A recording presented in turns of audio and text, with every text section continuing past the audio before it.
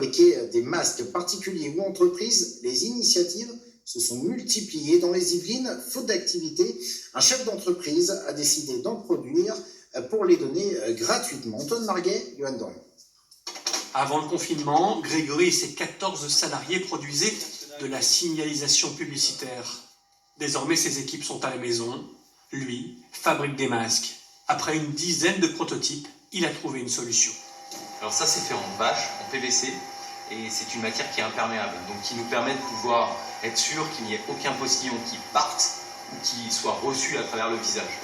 Après la découpe, il faut thermosouder le PVC, et pour les attaches, ce sont des élastiques de bureau qui ont été détournés. Du bricolage qui a tout de même permis de produire 2000 masques. Sans garantie sanitaire, ils ont été donnés gratuitement à des mairies, des éboueurs ou à des particuliers dans le sud des Yvelines.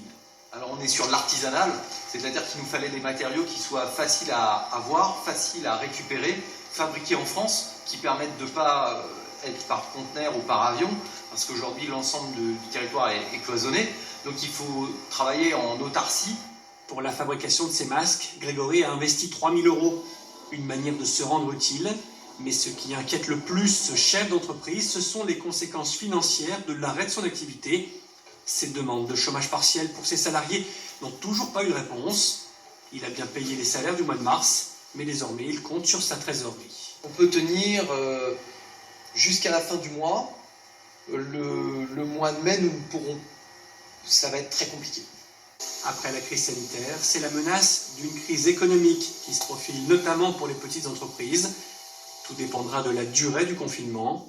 Grégory, lui, se veut positif. Comme pour les masques, il espère trouver des solutions pour sauver son entreprise.